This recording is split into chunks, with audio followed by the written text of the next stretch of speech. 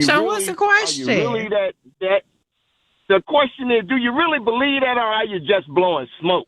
Because I don't fear Trump. I don't fear Biden. I did not use the term afraid that I can recall. But what I will say is that the threat of Donald Trump is very real. It is not blowing smoke up nobody's ass. It's not trying to get people all riled up. I hope that every single thing that he said he's going to do that is going to harm people, he won't do. I hope that. I would love to be wrong, but there's no evidence that he is unserious about his intention to inflict harm upon people. Okay. There's no evidence that his Supreme Court is unserious about their intention to inflict harm upon people. There is no evidence that his cabinet is unserious about their intent to inflict harm about people. Now, they are unserious when it comes to keeping the promises of trying to lower the cost of goods for people. They didn't promise that they were going to lower the price of rent. They said that the illegals were taking all the houses, which is fucking stupid. It's actually these Wall Street investors that are buying up the inventory, outbidding homeowners.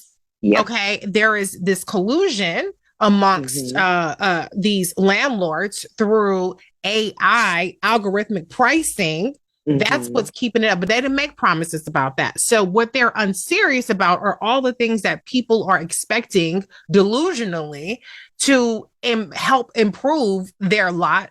And they are very much serious about all the things that they are intending to do that will be harmful to people. And so, yes, I do have a legitimate, real problem with it. And I would be thrilled, Lawrence, if 100 days from now, if 6 months from now, and 4 years from now, and we're on this air and we're talking, and you could be like, I told you didn't have shit to worry about. I would be like, Lawrence, you're absolutely the fuck right. But I don't see any evidence of that.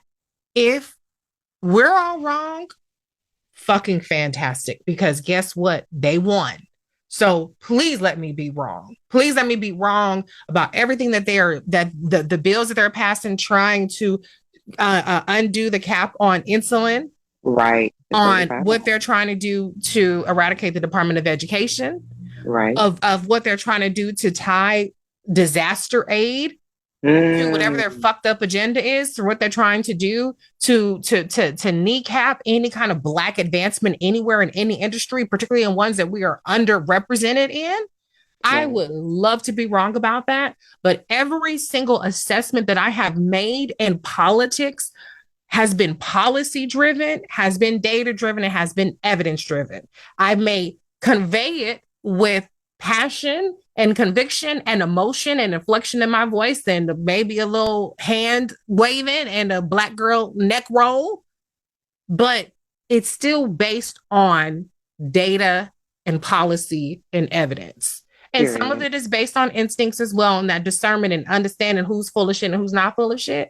There's a little bit of mix of that too. I would be remiss if I didn't mention my experience as a Black woman gives me a bullshit meter detector. And we ain't got but 3 more days until we see the beginning of who was right and who was wrong on what these motherfuckers gonna do. Oh no, Erica, you got anything to add? I absolutely do. And there is fact and evidence in that he is a racist, which is why I began to refer to him 4 or 5 years ago as the son of a Klansman. And so there's no painting of any peacock here. There is no fear in that regard of cowering. It is to present what is factual. It is to present what is in front of our face, what we know to be true. It is to also point out the things that may be considered high level, but to dig in the minutia of that and then present it in a way that it is something that people can not only digest, but understand that they're digesting. And discernment, as you just mentioned, Reecie, is a tenet of any belief system. Any belief system. So with respect to all of that, if people make the individual choice to worship the golden calf, which I have called this. I also called, and we're going to get into this in a little bit with regard to watch how they do what they do. They bring in this right agenda while swagging to a hip hop beat. Ooh. I've been saying that for years. And I also brought that in last year in talking about people being very, very cognizant. And here we are. So you're talking about two women who are not pulling things out of, oh, we watched this in the comments, we're listening to one thing. You're talking about two women who have an understanding of not just what is happening in the politics as regards to the United States, but global politics, and then those things that actually do impact all of us.